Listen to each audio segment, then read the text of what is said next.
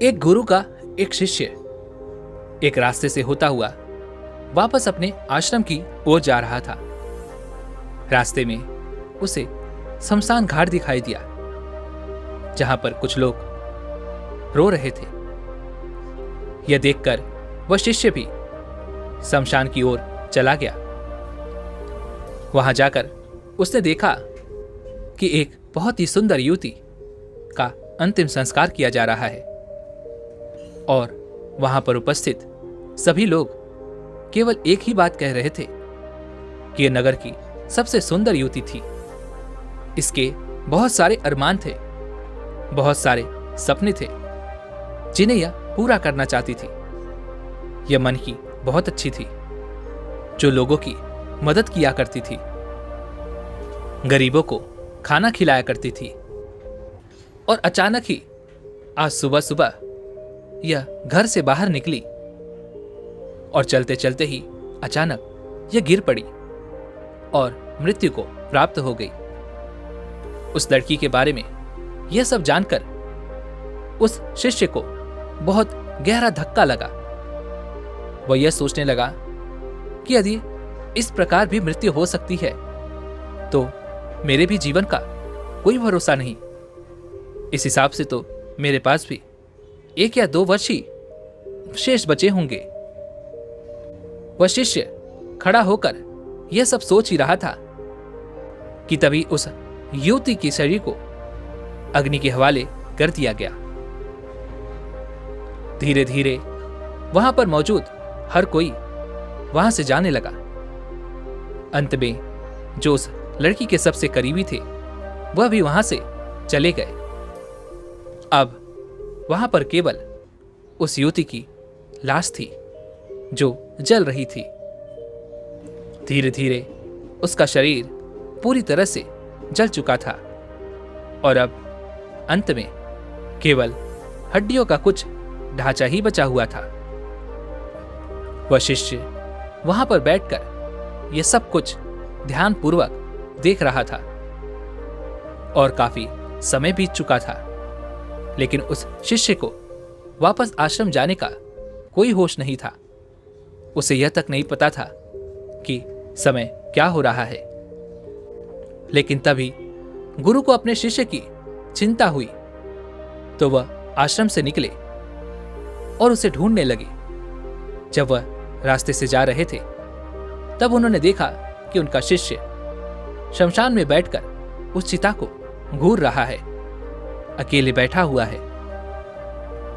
ऐसा करता हुआ देख उन्होंने अपने शिष्य से कुछ नहीं कहा। वह चुपचाप वहां से वापस आश्रम की ओर लौट गए और वह शिष्य रात भर वहीं शमशान में रहा, वहीं पर सो गया। अगली सुबह जब उठकर वह आश्रम वापस लौटा, वह सीधा अपने गुरुवर के पास आया और उनसे कहने लगा, हे गुरुदेव, मेरा एक प्रश्न है, क्या आप उसका जवाब मुझे देंगे? गुरु उसके मन की बात समझ चुके थे। उन गुरुवर ने अपने उस शिष्य से कहा, अवश्य पूछो, तुम्हारा क्या प्रश्न है? तभी वह शिष्य अपने उन गुरुवर से कहता है, हे गुरुवर, क्या हमारा पुनर्जन्म होता है? क्या हम एक बार इस दुनिया को छोड़कर जब चले जाते हैं तो क्या हम वापस इस दुनिया में आ सकते हैं, या मरने के बाद हमारा कोई अस्तित्व शेष रह जाता है, या फिर केवल हमारा यह शरीर राख की भांति होकर इस सृष्टि में घुल जाता है? शिष्य का यह सवाल सुनकर वह गुरुवर मुस्कुराए, लेकिन उन्होंने अपने उस शिष्य के इस सवाल का कोई जवाब नहीं दिया। वह उठकर वहां से चले गए। शिष्य को यह बात समझ नहीं आई कि आखिर उन गुरुवर ने उसके सवाल का जवाब क्यों नहीं दिया। अगले दिन सुबह सुबह वह फिर उन गुरुवर के पास पहुंचा और उन गुरुवर से कहने लगा, हे गुरुवर, कल मैंने आपसे एक प्रश्न किया था, लेकिन आपने मुझे उसका उत्तर नहीं दिया। क्या आपको इसके बारे में कोई जानकारी नहीं? इसका जवाब देते हुए वह गुरुवर अपने उस शिष्य से कहते हैं, भंते, कुछ चीजें शब्दों में बयान नहीं की जा सकती, इनका तो अनुभव ही करना पड़ता है, या फिर इनके बारे में खुद से ही जाना जा सकता है। इतना कहकर वह गुरुवर वहां से चुपचाप चले गए। लेकिन वह शिष्य, उसके मन में एक और सवाल उत्पन्न होने लगा। अब वह यह सोचने लगा कि उनके गुरुवर को इसके बारे में कुछ नहीं पता। शायद इस वजह से वह मेरे इस प्रश्न से बचना चाहते हैं। अगले दिन सुबह सुबह वह शिष्य अपने उन गुरुवर के सामने फिर आकर खड़ा हो गया और उसने अपने गुरुवर से कहा, हे गुरुवर, मुझे बस इतना बता दीजिए कि मृत्यु के पश्चात हमारा कोई अस्तित्व रह जाता है या नहीं। आप इसका जवाब केवल हां या ना में भी दे सकते हैं। अपने शिष्य की इस जिज्ञासा को देखकर वह गुरुवर अपने उस शिष्य से कहते हैं, चलो मैं तुम्हें कुछ दिखाना चाहता हूं। इतना कहकर वह गुरुवर अपने उस शिष्य को एक नदी के किनारे ले गए और अपने शिष्य से कहते हैं, भंते, यह क्या है? इसके जवाब में वह शिष्य कहता है, हे गुरुवर, यह एक नदी है। तभी उन गुरुवर ने उस नदी से थोड़ा सा पानी अपने एक पात्र में भर लिया और फिर उस शिष्य से कहते हैं, भंते, अब यह क्या है? इसके जवाब में वह शिष्य कहता है, हे गुरुवर, यह पानी है। तभी वह गुरुवर उस शिष्य से कहते हैं, क्या अब यह नदी नहीं रह गई? तभी वह शिष्य अपने उन गुरुवर से कहता है, नहीं गुरुवर, नदी तो बहुत बड़ी होती है, उसके अंदर लगातार जल का प्रवाह होता रहता है। जिस प्रकार आप सामने इस नदी को देख पा रहे हैं, लेकिन जो आपने अपने पात्र में लिया है यह तो केवल थोड़ा सा पानी ही है। तभी वह गुरुवर अपने उस शिष्य से कहते हैं, तो क्या यह नदी और यह पानी अलग अलग हैं? इसके जवाब में वह शिष्य अपने उन गुरुवर से कहता है, हाँ बिल्कुल, यह पानी और यह नदी दोनों अलग हैं। अपने शिष्य की यह बात सुनकर उन गुरुवर ने पात्र में लिए हुए उस पानी को वापस नदी में मिला दिया और फिर अपने उस शिष्य से कहते हैं, भंते, क्या अब यह पानी और नदी अलग अलग हैं? तभी वह शिष्य कहता है, नहीं गुरुवर, अब वह एक ही हो चुके हैं। तभी वह गुरुवर अपने उस शिष्य से कहते हैं, भंते, जाओ और तुम वही पानी वापस इस पात्र में भर कर ले आओ। शिष्य ने अपने गुरुवर की आज्ञा का पालन किया। वह तुरंत ही उस पात्र को ले जाकर उस नदी से भर लेता है और वापस अपने गुरुवर को लाकर थमा देता है। तभी वह गुरुवर अपने उस शिष्य से कहते हैं, भंते, क्या वह वही पानी है जो मैंने पहले इस पात्र में भरकर रखा हुआ था? इसके जवाब में वह शिष्य कहता है, नहीं गुरुवर, यह वह पानी हो ही नहीं सकता, क्योंकि वह पानी तो नदी में कब का मिल चुका है और बहकर कितनी दूर जा चुका होगा, उसे अब ढूंढा नहीं जा सकता। तभी वह गुरुवर अपने उस शिष्य से कहते हैं, भंते, वह पानी तो नदी में ही होगा। तभी वह शिष्य अपने उन गुरुवर से कहता है, नहीं गुरुवर, वह पानी कब का बह चुका होगा, क्योंकि इस नदी में लगातार पानी का प्रवाह बह रहा है। आगे वह शिष्य अपने उन गुरुवर से कहता है, हे गुरुवर, आखिर आप मुझे क्या समझाना चाहते हैं? आगे वह गुरुवर अपने उस शिष्य से कहते हैं, भंते, मैं तो तुम्हें केवल इतना समझाने का प्रयास कर रहा हूं कि वास्तव में हम कभी नहीं मरते, ना हम जन्म लेते हैं और ना ही हमारी कभी मृत्यु होती है। और ये ठीक उसी प्रकार है जैसे कि हमने उस नदी से पानी लिया और वापस उसी पानी को हमने नदी में मिला दिया। जिस प्रकार जब हम जन्म लेते हैं तो हम भी केवल एक आकार लेते हैं। जैसे नदी से जब मैंने वह पानी लिया तो उसे मुझे एक पात्र में लेना पड़ा, जिसके लिए मुझे एक पात्र की जरूरत पड़ी। ठीक उसी प्रकार जब भी हम नदी के उस पानी को आकार देना चाहें तो हमें किसी न किसी पात्र की आवश्यकता पड़ेगी, फिर चाहे वो हमारे दोनों हाथ ही क्यों ना हो, जिसमें पानी रखा जा सके। ठीक उसी प्रकार हमारा यह शरीर भी एक पात्र ही है। तभी वह शिष्य अपने उन गुरुवर से कहता है, हे गुरुवर, तो इसका अर्थ क्या हुआ? क्या हमारा शरीर केवल एक पात्र है और जो पानी हमने उस नदी में फेंका वह आत्मा? इसके जवाब में वह गुरुवर अपने उस शिष्य से कहते हैं, भंते, कुछ चीजों को हम कहकर नहीं समझा सकते, इसके लिए हमें खुद से ही अनुभव करना पड़ता है, इसे हमें खुद से ही जानना पड़ता है। तुम्हारे लिए आत्मा का मतलब तुम खुद हो।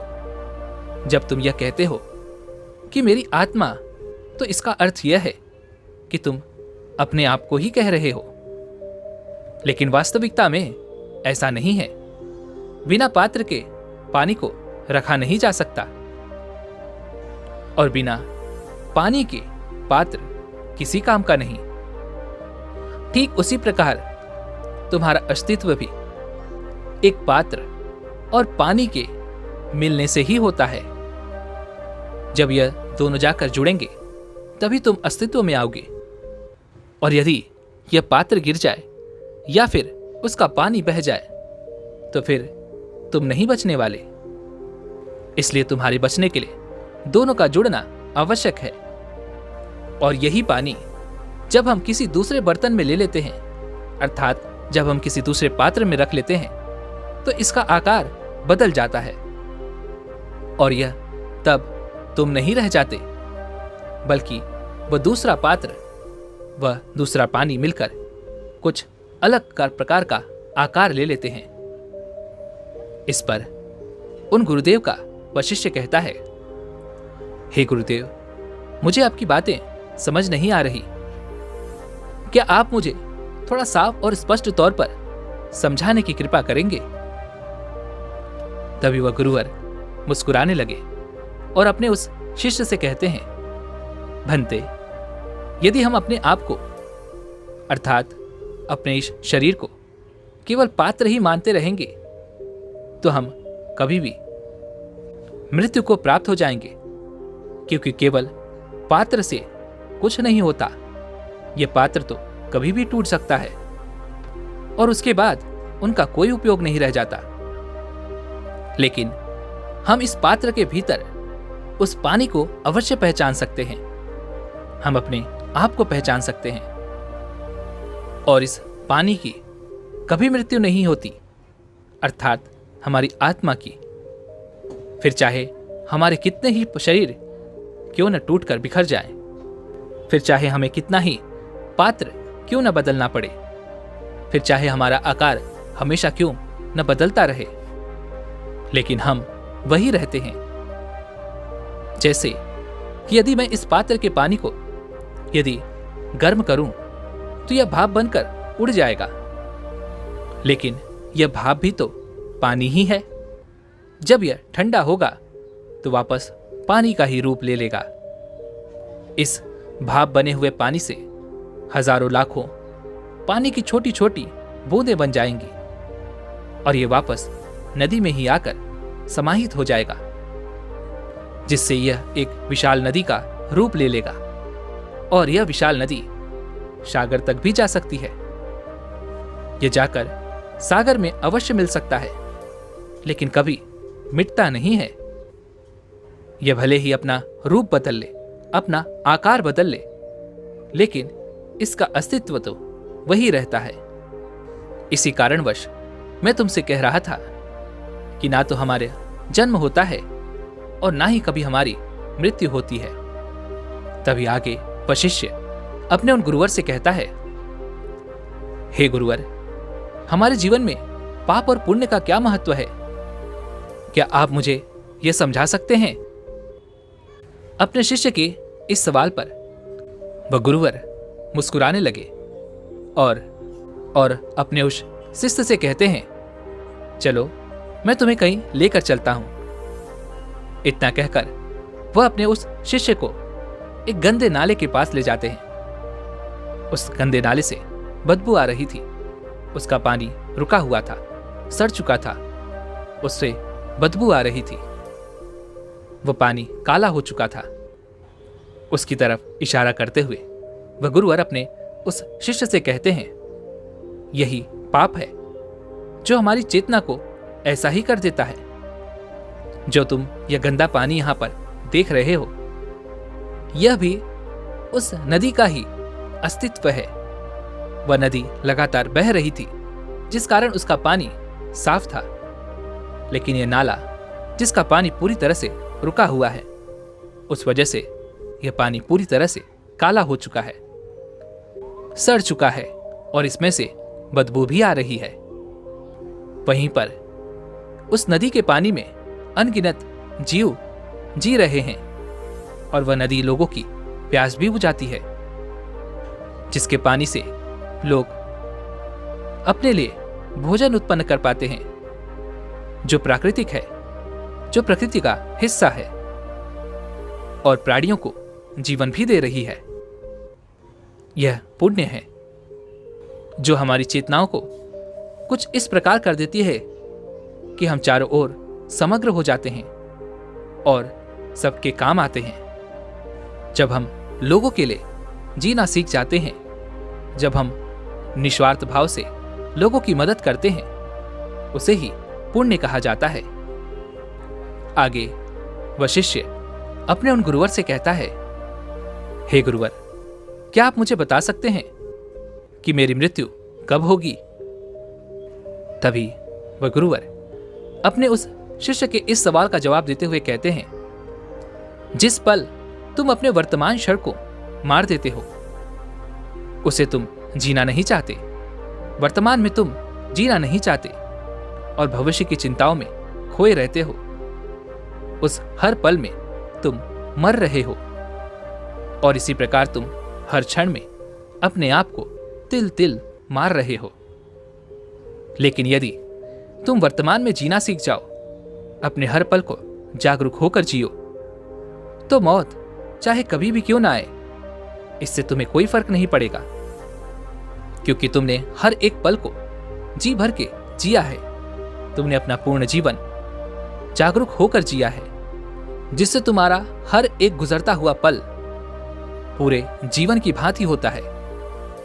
ऐसे लोगों को अपनी मौत से कोई फर्क नहीं पड़ता, क्योंकि उन्होंने अपना जीवन संपूर्ण तौर पर जी लिया होता है।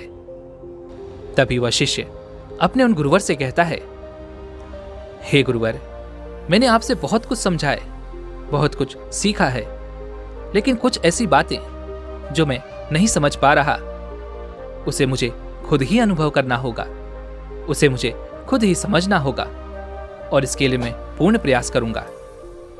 तभी वह गुरुवर अपने उस शिष्य को समझाते हुए कहते हैं, भंते, जो यह बात समझता है कि मेरा जन्म मेरे हाथों में नहीं, मेरी मृत्यु मेरे हाथों में नहीं, जन्म से पहले मैं क्या था वह नहीं जानता और मृत्यु के बाद वह क्या हो जाएगा उसे भी उसकी कोई जानकारी नहीं। वह तो केवल इतना जानता है कि अभी इन दोनों के बीच में जो जीवन है, जो मेरे हाथ में है, यह जो समय है, इसमें मैं कुछ कर सकता हूं, इसमें मैं जी सकता हूं। इसी पल में, इसी क्षण में मुझे जो कुछ करना है वो मैं कर सकता हूं। यह मेरे हाथों में है वही अपने जीवन को सफल बनाने में कामयाब होता है। वही अपने जीवन में जो कुछ करना चाहता है वह कर सकता है। अन्यथा बाकी लोग तो केवल अपने आने और जाने का ही इंतजार करते रह जाते हैं और इसी में उनका पूरा जीवन व्यर्थ ही बीत जाता है। दोस्तों, उम्मीद है कि आपने आज की इस वीडियो से जरूर कुछ न कुछ सीखा होगा। तो आज की इस वीडियो को लाइक और अपने दोस्तों के साथ शेयर करना ना भूलें और हमें ऐसे ही सपोर्ट करने के लिए चैनल को सब्सक्राइब और घंटी बटन को भी जरूर दबा दें। तो चलिए मिलते हैं ऐसी एक और वीडियो में, तब तक के लिए अपना ख्याल रखें। धन्यवाद।